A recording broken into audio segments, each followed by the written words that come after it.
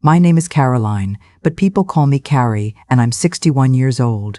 I thought the hardest day of my life was the day my husband, Richard, passed away. But I was wrong.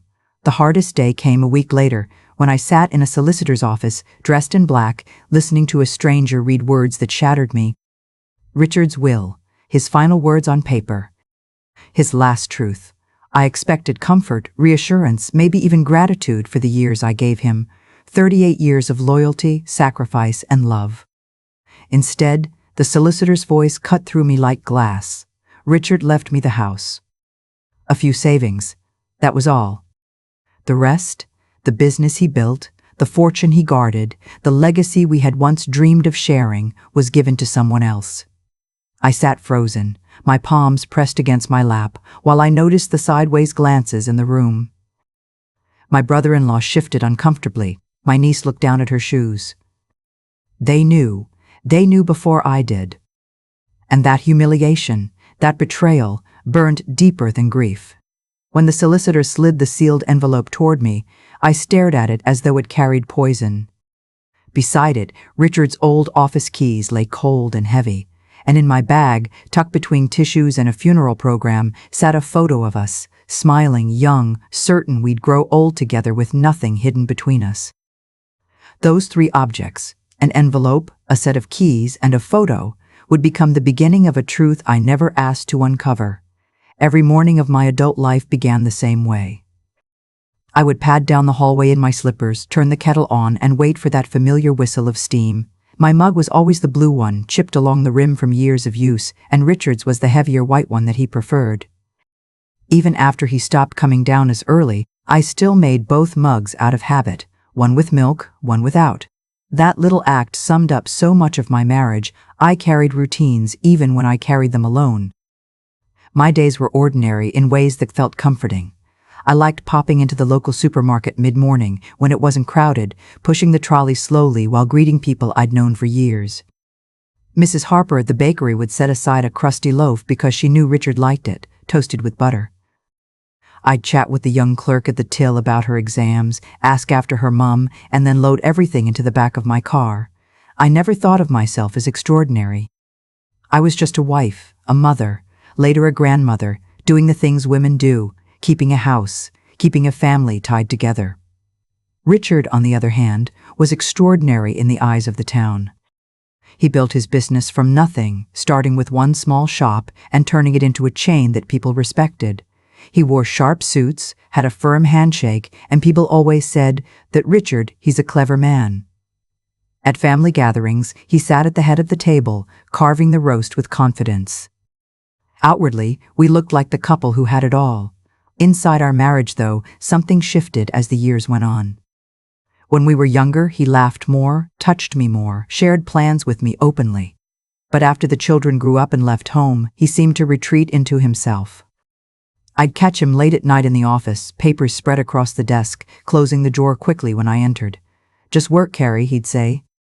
His tone was final, not inviting. I stopped asking questions because I didn't want to seem suspicious. Still, I noticed, he always carried a particular set of keys, even when he changed into his dressing gown. They jingled in his pocket, and once, when I teased him about guarding them like treasure, he smiled faintly but didn't answer. I brushed it off as a quirk. In hindsight, I wish I'd pressed harder. The office itself became almost a shrine to his achievements. A large frame on the wall displayed the original deed to the business, his pride and proof of success. Visitors always remarked on it, and Richard's chest would puff a little each time. But when I dusted in there, I began to notice other things: receipts folded into books, envelopes tucked between ledgers. One day, while emptying his jacket pocket for the wash, I found a slip from the bank referencing a safe deposit box. I put it on the dresser, expecting he'd mention it, but he never did. Later it disappeared, and I convinced myself I must have misplaced it. Our life wasn't unhappy exactly. We still had Sunday roasts, with our children and grandchildren filling the house. I loved those afternoons, the clatter of plates, the warmth of laughter, the smell of Yorkshire pudding in the oven. I dreamed of retirement with Richard, of traveling through Europe on a train, holding his hand like we once did when we were young. He promised me those dreams in passing conversations, But when pressed for detail, he would say, "We'll see, Carrie, we'll see." As the years slipped by, I grew used to a kind of distance. He was there but not present. Sometimes, sitting across from him at dinner, I'd study his face and wonder what thoughts ran behind those eyes. He had secrets. I felt it in my bones, but I told myself it was only business, nothing more. After all, Richard had always been a provider. He built our home, paid the bills, ensured stability. I trusted him, maybe too much. Neighbors saw him as reliable, respectable. When he stopped by the pub, men raised their glasses to him. When I went into town, people said how lucky I was to be married to someone so hardworking. I nodded and smiled, never letting on that I sometimes felt like an outsider in my own life. The truth is, I never once imagined financial betrayal. Emotional distance, yes. A secret affair, possibly. But betrayal on paper, in ink, written into the fabric of our future? That thought never crossed my mind. Looking back, the signs were there. The way he flinched when I opened the mail before he did. The drawer in the office that never opened smoothly, as if it had been locked too many times. The hushed phone calls that ended when I entered the room. All these little cracks in the facade, which I patched over with trust, with denial, with love. And yet, symbols remained, woven into my daily life like quiet warnings. The keys that never left his pocket. The framed deed to the business, hung like a trophy. The safe deposit box slip that vanished without explanation. Each one was a clue, but at the time I didn't see them as such. I saw them as nothing. My story isn't about being blind. It's about being loyal, about being the kind of woman who believes that marriage means you don't have to question everything. I thought trust was the glue that held us together. I didn't realize it could be the very thing used against me. So I made his tea. I shopped for our bread. I roasted Sunday dinners. I kept believing we were planning for a retirement filled with travel and peace. I didn't know I was living inside a carefully constructed silence. It's strange how hindsight sharpens memory. I can see those moments now, replaying like a film reel, his hand slipping the keys into his pocket before bed. His eyes avoiding mine when the post arrived, the sound of the office drawer clicking shut. At the time, they seemed ordinary. Now, they were warnings I didn't recognize. I had no idea that one day, those very symbols, the keys, the deed, the safe deposit box would resurface. And when they did, they would reveal a betrayal deeper than anything I had ever feared. The day of the will reading arrived with a cold drizzle that matched my mood. I wore the same black dress I'd worn at the funeral, the fabric still faintly carrying the scent of roses from all the bouquets people had pressed into my arms. My daughter came with me, her hand squeezed around mine as we walked into the solicitor's office. I thought it would be painful, yes, but straightforward. After nearly 4 decades of marriage, I never questioned that Richard's wishes would include me. The room smelled of old paper and polish. We sat at a long oak table, the solicitor at the head, his glasses perched low on his nose. My brother-in-law and niece were there too, along with a couple of Richard's business associates. Their presence struck me as odd, but I assumed they had some minor role to play. The solicitor began in his calm, practiced voice. Richard Bennett's last will and testament. My heart squeezed. He spoke first of small bequests, money to grandchildren, a watch to his brother, a few personal items divided here and there. I waited patiently, clutching a tissue for my name. Then it came. To my wife, Caroline Bennett, I leave the marital home and the savings contained in our joint account. That was it. My ears rang as if I hadn't heard correctly. Surely there was more. Surely after all our years together he wouldn't stop there. But the solicitor continued without pause.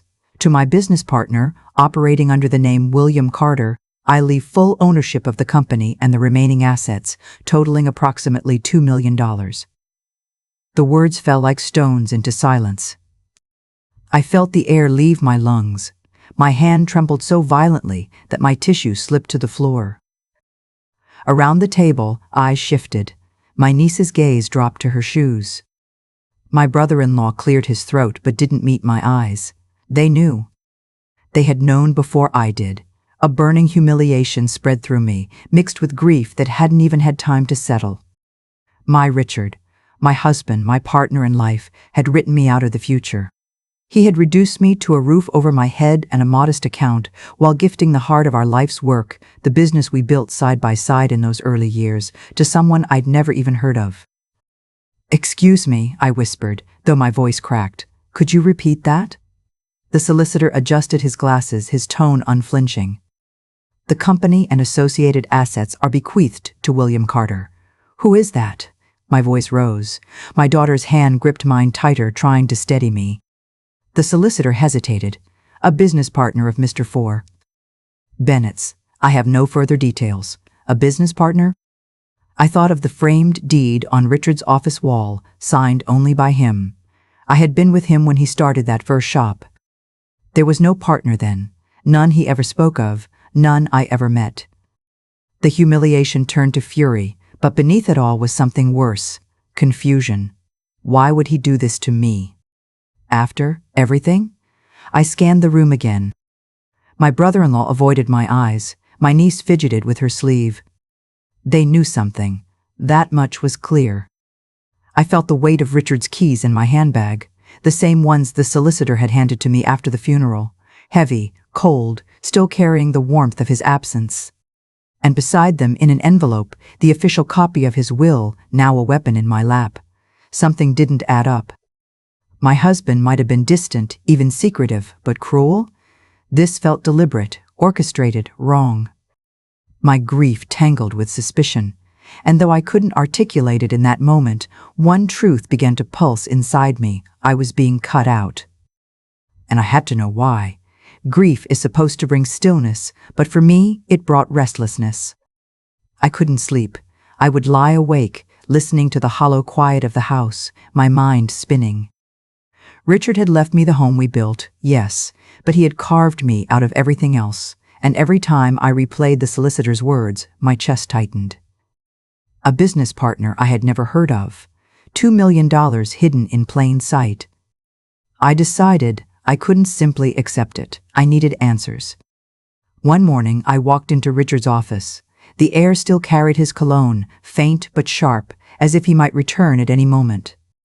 The deed to the business hung on the wall, framed and proud, mocking me with its single signature, his alone. I pulled out the bottom drawer of the desk. It stuck, as it always had, but this time I tugged harder. Inside lay files stacked neatly, too neatly. I sat in his chair, my hands trembling as I opened the first folder. Receipts, ledgers, but something strange. Some pages were marked with initials I didn't recognize. Others listed payments to accounts I had never seen before. I pulled out another folder: bank statements from a branch we had never used as a family. The balances were large, too large, and the names didn't match. My heart hammered. As I sorted through papers, a small envelope slipped out. Inside was a set of duplicate keys. Not house keys.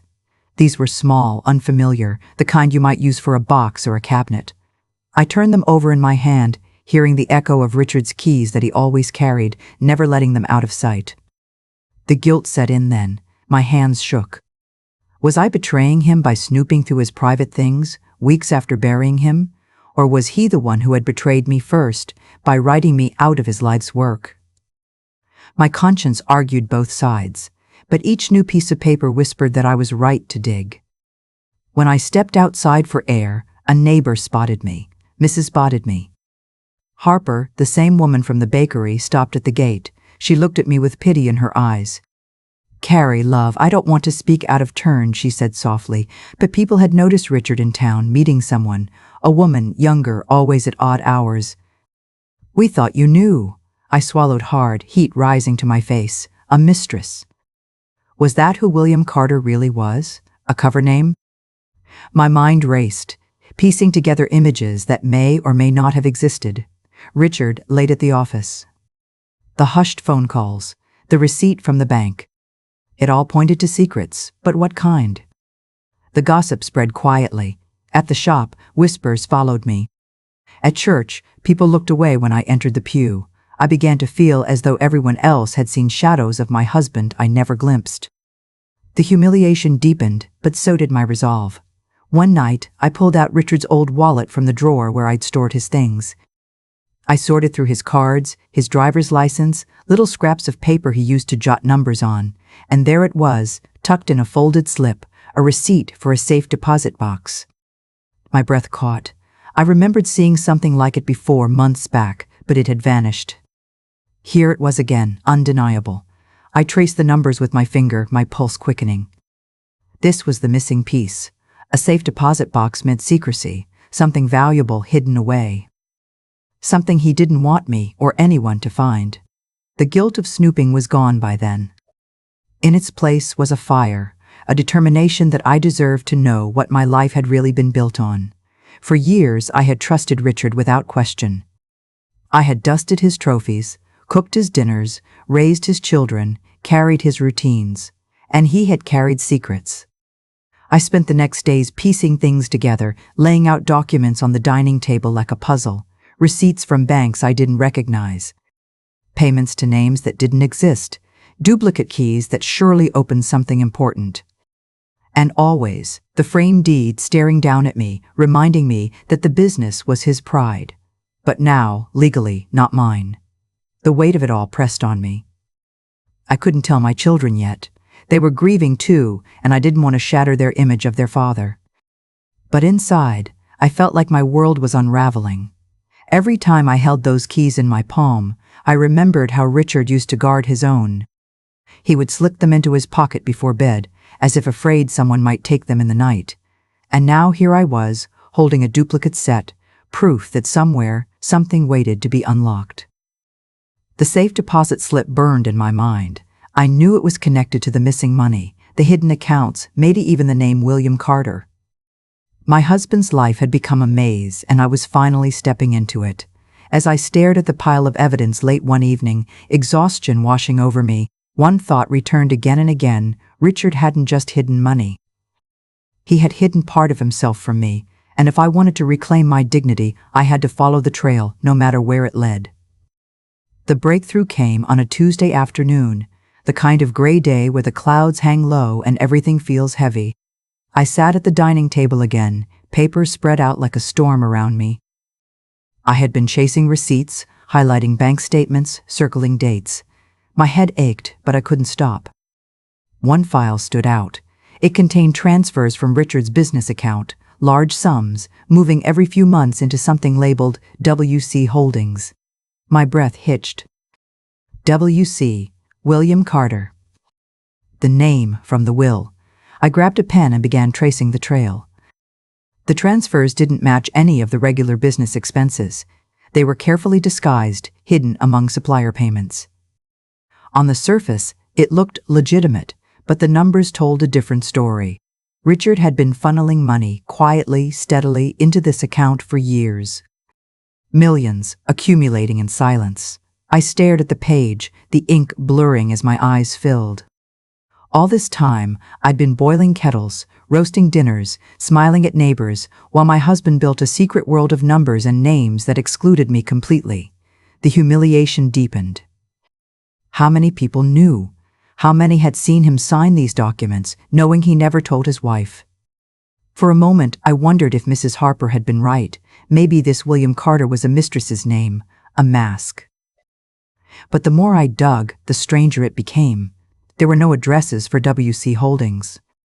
No phone numbers, no registration with the company's house, just a post office box and a bank account.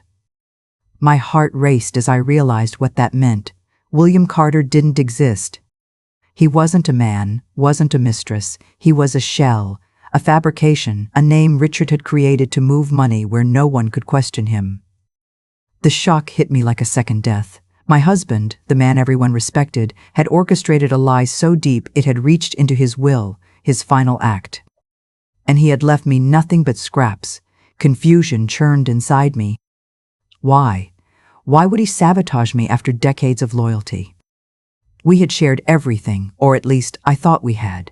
I raised our children, stood by him when the business struggled, cheered him on when it grew.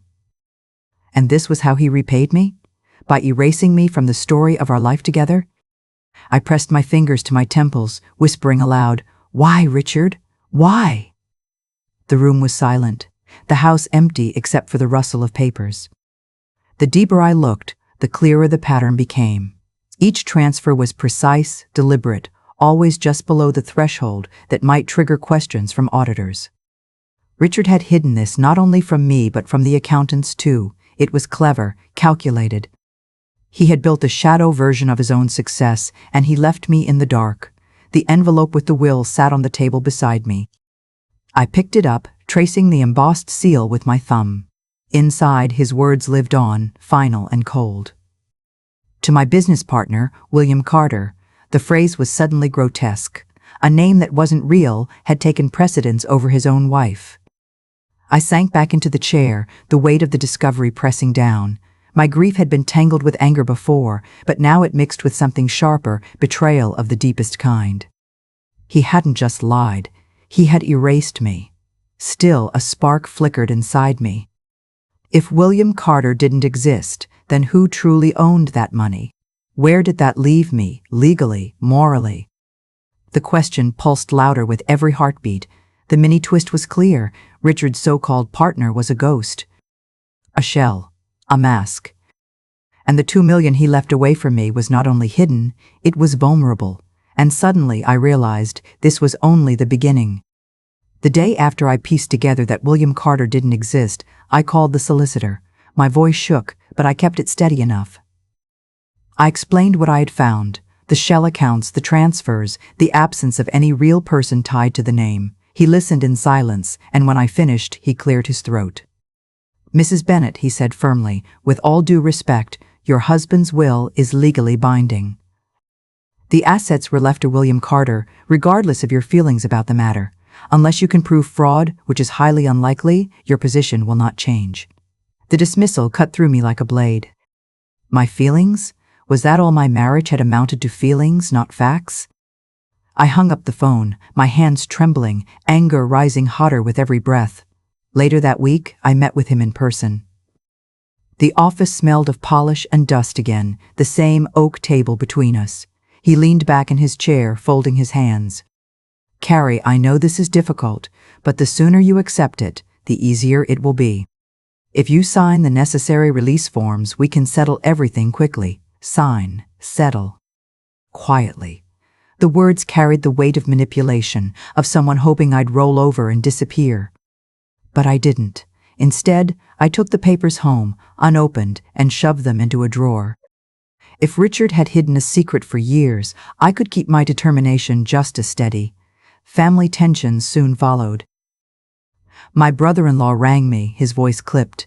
"Carrie, I think you're making a mistake dragging this out." Richard made his decision. "You got the house, didn't you? Be grateful for that." Grateful. The word made me clench my fist around the receiver. How dare he reduce my life's work, my sacrifices, to a roof over my head? At Sunday dinner, the whispers grew louder. One niece suggested, "Maybe Uncle Richard didn't trust you with the business side. He probably thought it was best." Another chimed in, "You should let it go, Aunt Carrie. Don't embarrass yourself." Embarrass myself, as if demanding honesty was shameful. I sat through their judgments quietly, carving meat, passing potatoes, forcing a smile for the grandchildren.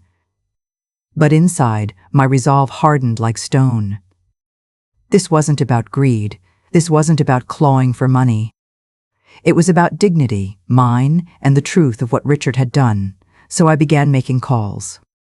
I contacted the bank listed on the safe deposit slip, demanding information. At first, they were evasive. "Those records are confidential. We can't disclose that."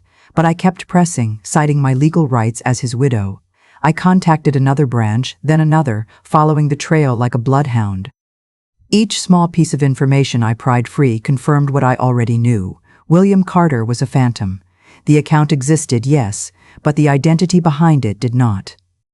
The executor of the estate called me next. His tone was smooth, almost rehearsed. "Mrs. Bennet, it's in everyone's best interest if you sign off quickly. Legal battles are costly, and I'd hate to see your savings drained in the process." It was intimidation, plain and simple. He wanted me silenced, swept under the rug like an inconvenient truth. I thanked him politely, then hung up, my jaw set. Each night, I sat at the dining table with Richard's papers spread around me, highlighter marks and notes filling the margins. The house was silent except for the ticking clock on the mantel, and I worked by lamplight, determined to unravel the mess he left behind. The more I dug, the clearer it became. Richard had tried to erase me, and I couldn't let that stand. The weight of family judgment pressed down, but I reminded myself, these were the same people who looked away in the solicitor's office, the same ones who knew something and said nothing. Their loyalty was to Richard's memory, not to the truth. Mine had to be different. One evening, I caught sight of our wedding photo on the mantel. We were young, smiling, full of promise.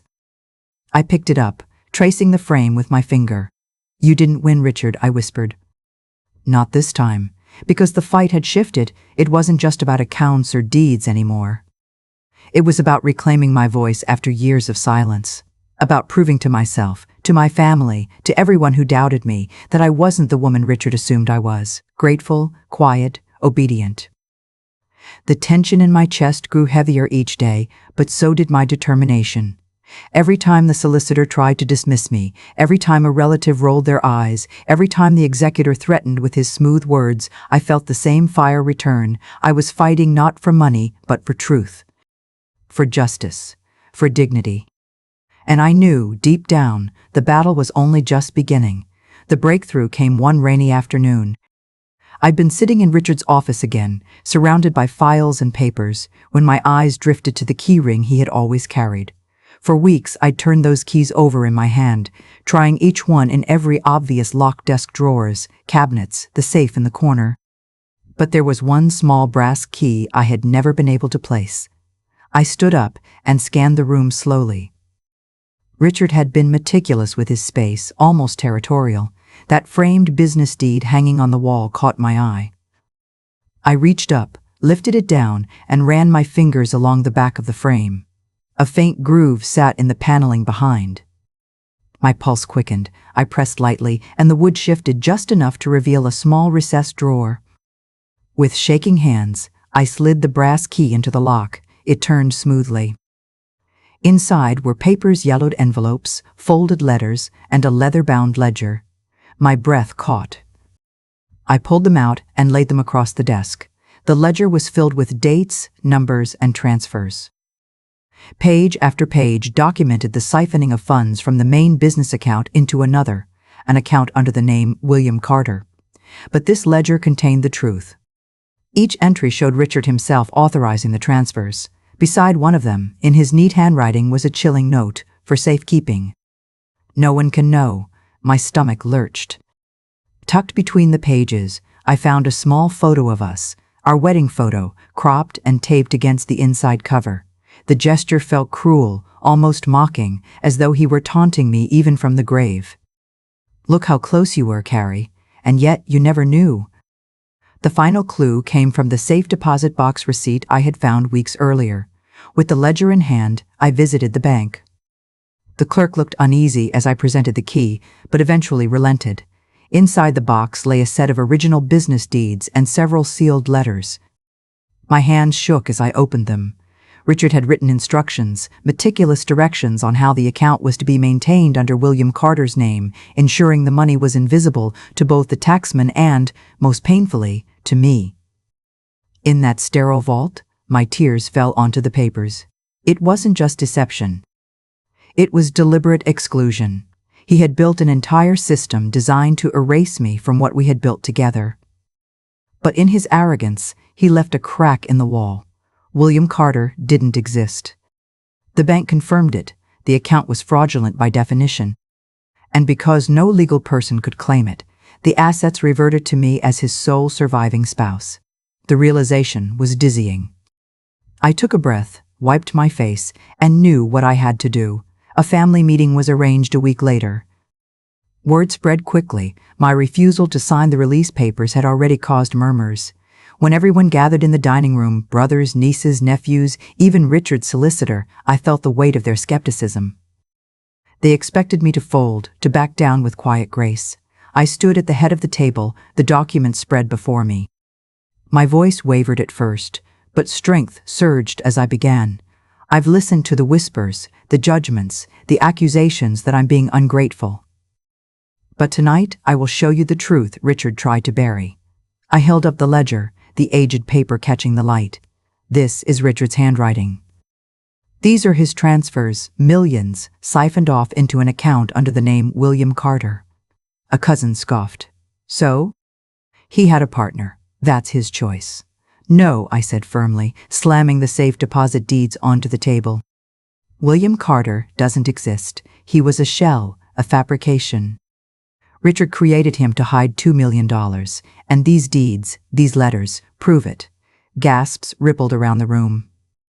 The solicitor leaned forward, his composure cracking for the first time. That's impossible.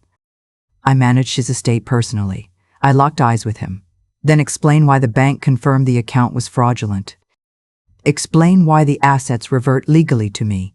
Silence. Heavy, suffocating silence. Anger swelled in my chest, stronger than grief. I looked at each face around the table, the relatives who had called me ungrateful, the lawyer who had tried to intimidate me, the executor who had threatened me. My voice rose, steadier now, cutting through the room. He thought he could erase me. He thought decades of loyalty, of sacrifice, of building a life together, could be brushed aside with a false name and a hidden drawer. But he left me the keys.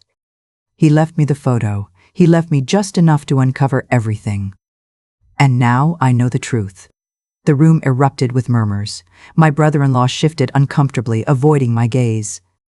One niece burst into tears, mumbling apologies. The solicitor pressed his lips thin, but the fight had drained from his eyes. I spread the photo on the table last, the one taped behind the ledger. This is what hurt most. That he hid behind our marriage while planning to cut me out. That he kept this picture close, not as a token of love, but as a cruel reminder of the lie he was living. For a moment, my hands trembled. My knees nearly buckled under the weight of it all, but then I straightened, voice calm but unyielding. The money is mine now, legally. But more than that, the truth is mine, and you will never call me ungrateful again. Silence fell once more, heavier than before. Not one of them could argue. Not one could deny the evidence laid bare before them. In that moment, the balance shifted. No longer was I the quiet widow expected to fade into the background. I was the woman Richard had underestimated, the woman who had uncovered his secrets, faced the whispers, and refused to be erased. And though my heart ached with betrayal, though grief lingered in every corner of the house, I felt a strange sense of release. The battle had reached its peak. The confrontation was over. Now, justice had to follow. After that night, the whispers stopped. No more accusations of being ungrateful. No more insinuations that I should accept my fate quietly. The evidence had silenced them all, and the law soon followed. The solicitor, cornered by the truth, had no choice but to acknowledge what the bank confirmed. The account was fraudulent, the partner fictitious, and by legal right, the assets reverted to me. $2 million. A number that felt too large to sit in my hands, yet it was mine-born, not out of luck, but of grit, persistence, and dignity reclaimed. I spent weeks sorting through the aftermath. Meetings with bankers, accountants, and lawyers. Each time, I walked into those offices with my head higher than before. For years, Richard had convinced me that the business world was beyond my reach, too complicated, too messy, too much for a woman who, as he once joked, was better with roast dinners than ledgers. But the irony was sharp now. I understood the books well enough to catch him in his deception. When the dust settled, I made my choice. I wouldn't let Richard's secrets continue to define me. I took full ownership of the business, the one he tried to hand to a phantom, and within months I sold it. The sale was clean, the figures honest, and the contract was signed in my name alone. But I didn't stop there. With part of the money, I bought the very company Richard had worked alongside, the one he quietly dismissed as not worth the effort. That purchase was deliberate. Poetic justice. I walked into that office, signed the deed, and shook the manager's hand with steady confidence. For once, I was not Richard's wife. I was Caroline Bennett, the woman who proved him wrong. The family who once doubted me began to look at me differently. At gatherings, their eyes softened. My brother-in-law offered awkward apologies, muttering that he had misjudged things. Nieces who once whispered now leaned in to hear my stories about meetings and contracts. Respect, long denied, came not through begging for it, but by standing firm against betrayal. Still, dignity meant more than money or approval. It was something quieter, steadier. It was closing Richard's office door for the last time. I stood there one evening with the keys in my palm, the very keys he had guarded all his life, the ones he never let out of his sight. My fingers curled around them as I turned the lock, sealing away the room that had been his sanctuary of secrets. For years I'd been excluded. Now, with one simple turn, I claimed my power back. I didn't throw the keys away. Instead, I placed them in a box, along with the framed business deed I had taken down from his wall. Not as a trophy, not as something to gloat over, but as a reminder. A reminder of the cost of deception, a reminder that silence can be broken. And a reminder that even when others underestimate you, strength can rise in the quietest of hearts. Life looks different now. My mornings still begin with tea by the window, but the heaviness has lifted. I walk into the supermarket with ease, no longer burdened by the whispers of neighbors. When I chat with them, I do so with a quiet smile, knowing I've weathered storms they'll never see. Sundays are mine again, roasts, laughter, grandchildren climbing onto my lap. I don't feel overshadowed by Richard's absence anymore. I feel free. Selling the business, buying another, reclaiming my dignity. It all gave me something I never expected at 61, a fresh start. The grief of losing Richard will never fully disappear, but I've stopped letting betrayal define me. Instead, I've chosen justice, chosen strength, chosen myself, and in that choice, I found peace. Looking back now, I see my story less as one of betrayal and more as one of awakening. For decades, I believed love meant trust without question. I signed where Richard asked me to sign, I left the finances to him, and I never imagined he could carve me out of the life we had built together. But papers do not always tell the truth. Even the ones signed by the people we love most. That's the lesson I want to leave with you. Never surrender your voice, your rights, or your awareness. Ask questions, read every page. Hold the keys, literally and figuratively. Blind trust may feel like loyalty, but it can become the very chain that binds you. I speak these words not with bitterness, but with strength. Richard's choices nearly erased me, but they didn't. I found the truth, I claimed my dignity, and I began again at 61. If I can rise from deception with my head high, so can you, no matter what betrayal you face. So to every woman listening, let my story be your reminder. You are stronger than the lies told about you, and you are wiser than those who underestimate you. And now, I leave you with a question that has lingered since the day I uncovered Richard's will. What would you have done in my place?